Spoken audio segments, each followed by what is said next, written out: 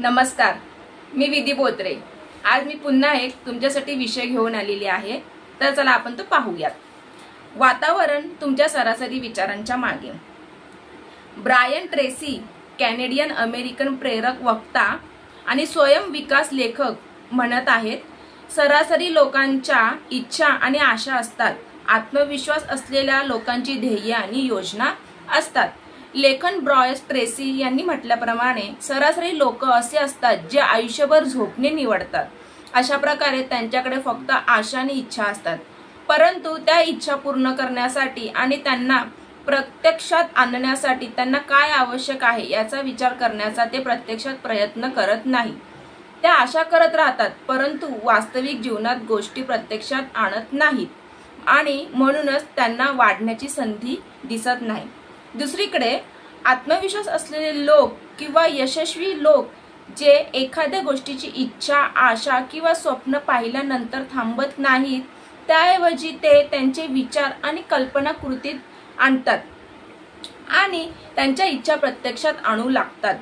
ते त्यांचे ध्येय निश्चित करतात आणि त्या उद्दिष्टापर्यंत पोहोचण्यासाठी योजना तयार करतात। स्वप्न पाहताना त्यांना झोप येत नाही, त्याऐवजी ते असे मानतात की स्वप्ने अशी असतात जी तुम्हाला झोप देऊ नाही।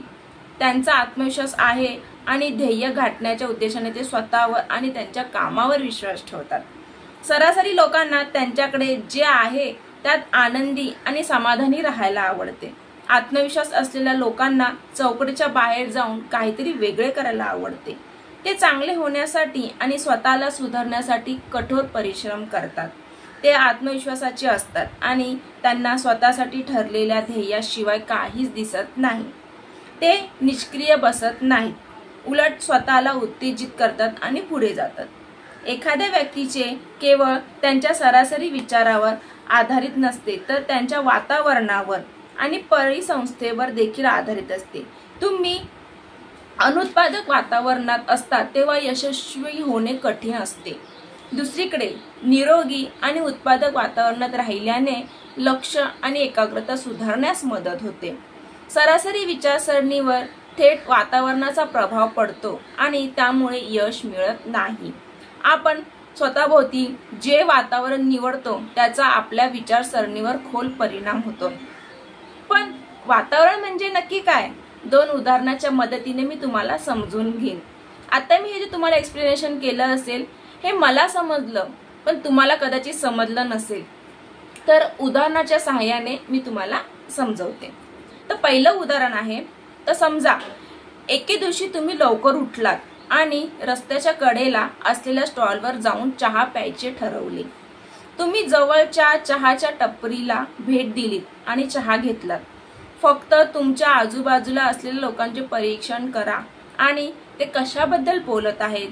जर मी चुकीचे नाही तर बहुसंख्य लोक त्यांच्या आयुष्यातील कमी पैसा, कौटुंबिक समस्या, गरिबी यांसारख्या त्यांच्या समस्याबद्दल काळजीत असतील, बोलत असतील किंवा विचार करत असतील। त्यांच्या नोकरीबद्दल आणि त्यांच्या बॉसबद्दल तक्रार करत असतील आणि स्वतःची इतरांची तुलना करत असतील। या वातावरणात बहुतेक लोक नोकरी करत आहेत किंवा काहीच काम करत नाहीत। जे सामान्य जीवन जगत असावेत त्यांना कमी पैसे मिळत असावेत। थोडक्यात ते मध्यमवर्गीय किंवा गरीब असावेत, नकारात्मकतेने भरलेले असावेत। जर तुम्ही या वातावरणाने वेढलेले असाल तर तुम्हाला कोणती प्रेरणा मिळेल? तुम्हाला प्रेरणा मिळेल असे कोणी नाही। येथे इतर लोक काय करत आहेत याचे अनुकरण करीत आहेत। हे वातावरण व्यवस्थित नाही, त्यामुळे लोकांना लक्ष केंद्रित करण्यास खूप त्रास होण्याची शक्यता आहे। तर इथे तुम्हाला प्रश्न आहे, तुमच्या समुदायात आदर्श आणि मार्गदर्शक नसल्यास यशस्वी होण्यासाठी काय करावे लागते हे तुम्ही कसे शिकणार आहात? आता स्वतःला दररोज गोंधळलेल्या खोलीत बसण्याचा विचार करा।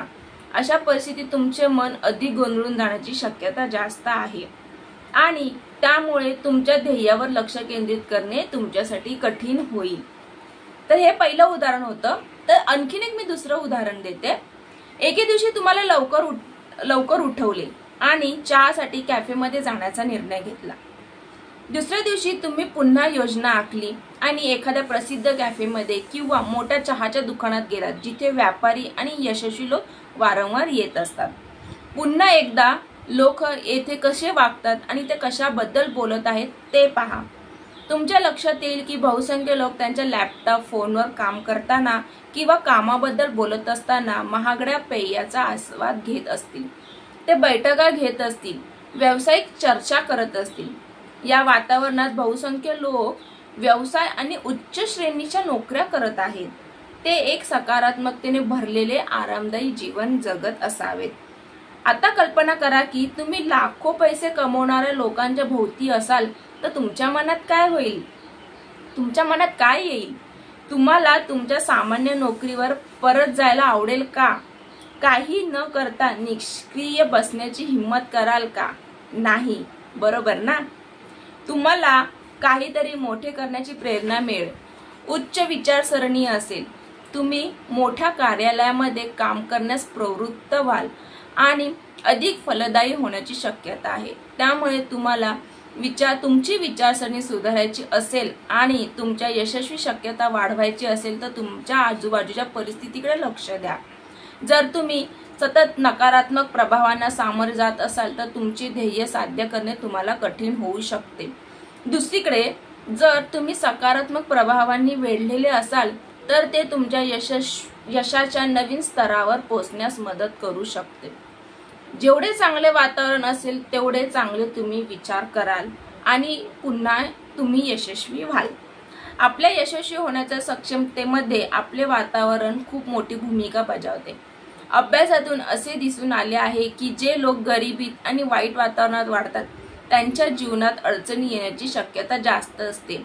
याचे कारण असे की त्यांच्याकडे उच्च पातळीवरील साधने नसतात, ज्यामुळे त्यांच्या शारीरिक आणि मानसिक विकासावर परिणाम होतो. तुम्हाला माहित आहे का की आढावा घेण्यासाठी प्रत्यक्षात विज्ञान आहे. अभ्यास दर्शवतो की जेव्हा आपण संघटित वातावरणात असतो तेव्हा आपण लक्ष केंद्रित करण्यास आणि कार्यक्षमतेने पूर्ण करण्यास सक्षम असतो. आणि आता या पुस्तकामध्ये एक सामान्य मुलगी आहे, ती असामान्य गोष्टी करू लागली. येथे असाधारण म्हणजे त्या गोष्टी करणे त्या गृहिणी करत नव्हत्या. हे तिच्या वातावरणामुळे घडले, जेथे लोक मोठ्या आणि भिन्न गोष्टी करत होते. पूर्वी तिला नोकरीला जाणारे, ऑफिसला जाण्यासाठी बस, लोकल ट्रेन मधून प्रवास करणारे, घरी राहून फक्त घरची कामे करणारे, मोलकरी, नोकर म्हणून काम करण्याची माणसे दिसायची. वातावरण बदलल्यानंतर तिला माणसं स्वतःच्या आलिशान गाडीमधून प्रवास करताना, महिला गाड्या चालवताना, बंगल्यात आणि मोठमोठ्या घरांमध्ये राहणारे, पोहणे आणि व्यायाम करून स्त्रिया त्यांच्या शरीराची काळजी घेत असताना, कुत्र्यांसोबत मॉर्निंग वॉक करताना दिसू लागली. त्यामुळे तिच्या विचारसरणीत वेगळे आणि मोठे बदल निर्माण झाले.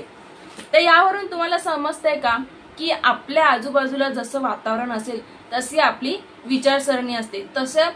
तसेच आपण सकारात्मक आणि आपले नकारात्मक विचार हे घडत असतात. समजा जर आपल्या बाजूला खूप चिवचिव करणारी किंवा हे ते सारखी रिझन देणारी, खूप निगेटिव्ह विचार करणारी जर माणसं असतील ना, तर आपल्या आयुष्यामध्ये आपले वातावरण जर असं असेल ना तर आपल्यामध्येही तसेच विचार घडत असतात. पण जर आपल्या बाजूला खूप मोठी माणसं असतील, सतत बिझनेस, सतत पैसा कमवणे, हे करायचंय, ते स्किल करायचंय, मला तो क्लासेस करायचाय, किंवा आपण इतर काही गोष्टींना किंवा लेडीज स्त्रियांना बघत असू, तर असं जर पॉझिटिव्ह आपल्या आजूबाजूला जर वातावरण असेल ना तर आपल्यामध्ये सुद्धा तसेच विचार घडतात. आपल्यामध्ये सुद्धा तसेच आपोआप हे विचार बदलले जातात. त्यामुळे आपण आपल्या आजूबाजूचे वातावरण बघायचे की कसे आहे. तर हे जे मी शेवटचा सारांश सांगितला तो हा पूर्ण पॅसेजचा होता. तर नक्की माझ्या व्हिडिओला लाईक, शेअर, सबस्क्राईब करा की तुम्हाला आणखीन काही छान छान गोष्टी शिकता येईल. Bye bye.